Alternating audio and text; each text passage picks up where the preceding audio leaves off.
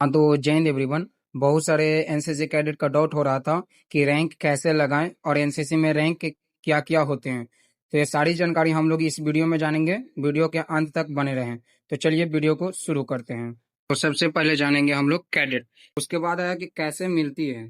तो एनसीसी में नामांकन, जैसे ही आपका एनसीसी में नामांकन होगा तब आपको कैडेट कहा जाएगा। यानी कि यह भी एक रैंक की तरह ही होता है। जैसे ही आपका नामांकन होगा तो यह आपको नाम धर दिया जाएगा कैडेट, या हर एनसीसी छात्र की पहली रैंक होती है जो कि कैडेट होता है।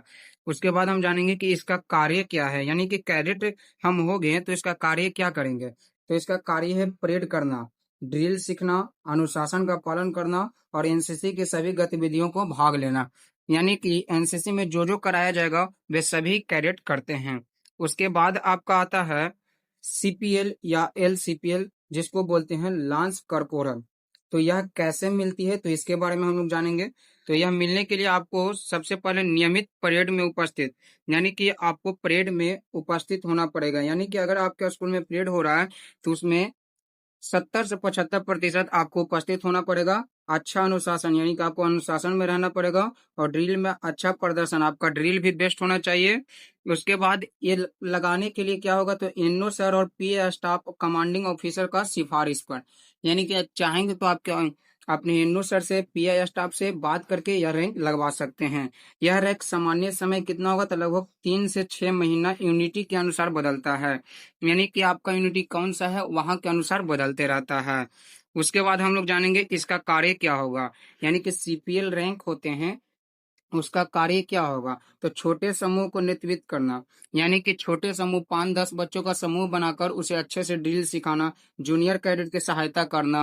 उसके बाद परेड लाइन बनाए रखना, यानी कि अगर मान लीजिए सीनियर नहीं है, पीआई सर नहीं आए हैं, तो वह जो लाइन को मेंटेन करेगा वह सीपीएल करेगा, यानी कि लांस कॉर्पोरल कैडेट करेगा और लाइन को मेंटेन कर कर रखेगा। उसके बाद आपका तीसरा रैंक आता है कारपोरल, जिसको बोलते हैं सीपीएल रैंक। तो सीपीएल रैंक यानी करपोलर कैसे मिलती है तो इसके बारे में पहले हम लोग जानते हैं। तो यह लेने के लिए आपको लांस करपोरल के रूप में अच्छा प्रदर्शन, यानी कि सबसे पहले आपको लांस करपोरल रैंक को लगाना होगा। उसके बाद सीपीएल लगता है करपोरल।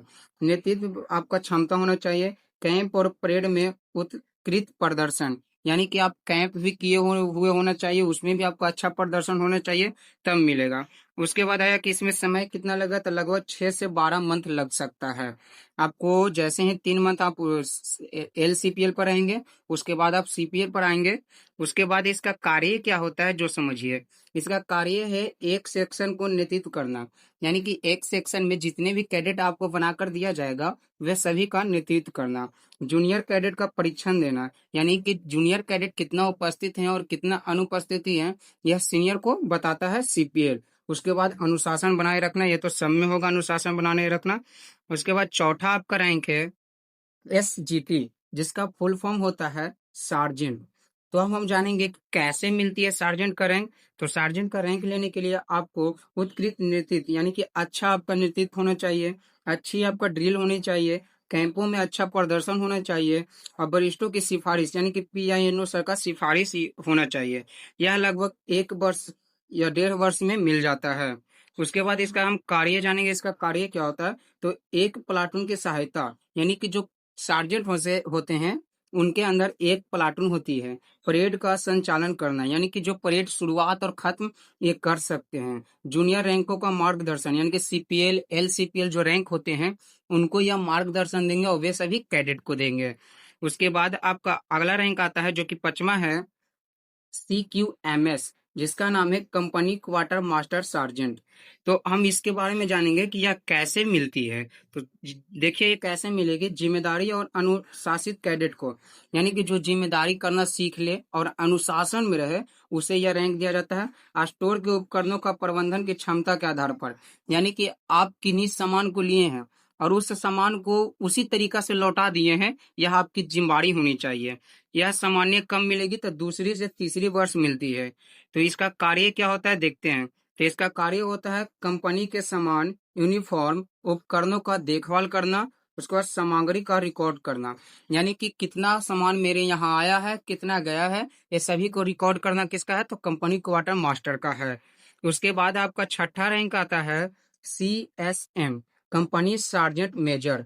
तो यह रैंक कैसे मिलेगी? तो अच्छा नेतृत्व, अनुशासन और परेड और कैंप में श्रेष्ठ प्रदर्शन, यानी कि आपको अच्छा नेतृत्व होना चाहिए, अनुशासन होना चाहिए और परेड और कैंपों में आपका अच्छा प्रदर्शन होना चाहिए। सामान्य रूप से यह दूसरे साल मिलते हैं। उसके बाद इसका कार्य है कि पूरी कंपनी को अनुशासन बनाए रखना, यानी कि जितना भी कंपनी है वे सभी कंपनी को इन्हें अनुशासन में रखना है। उसके बाद परेड व्यवस्था को संभालना, यानी कि कौन से कंपनी को कैसे परेड करवाना है यह संभालता है कौन? तो CSM, जूनियर रैंकों को निर्देश देना, यानी कि जूनियर जो रैंक वाले हैं उन्हें यह आदेश देते हैं। उसके बाद आपका रैंक आता है जूनियर अंडर ऑफिसर, यानी कि JUO। तो यह रैंक कैसे मिलती है? तो समझिए, यह रैंक आपको SD यानी कि कॉलेज लेवल में होंगे तब मिलेगा।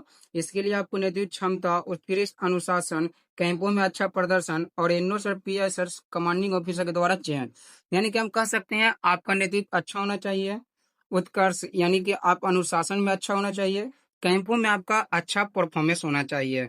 उसके बाद यह कब मिलेगा? तो यह SD के लिए होता है, तो यह अंतिम वर्ष नहीं बल्कि शुरू वर्ष में ही मिलता है, जो कि यहाँ पर अंतिम वर्ष लिखा गया है, जो कि C सर्टिफिकेट के लिए अंतिम वर्ष होता है।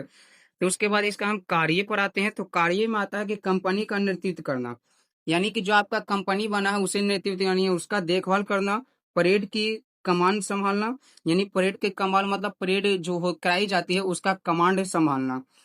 उसके बाद वरिष्ठ अधिकारियों को आदेश का पालन करना, यानी कि जो PI स्टाफ हो गए हैं, SM सर हो गए हैं, BHN सर हो गए, इसका अधिकारियों का वरिष्ठ आदेशों का पालन करना होता है। उसके बाद आपका आता है SUO, सीनियर अंडर ऑफिसर। यह रैंक कैसे मिलती है इसके बारे में हम लोग जानते हैं।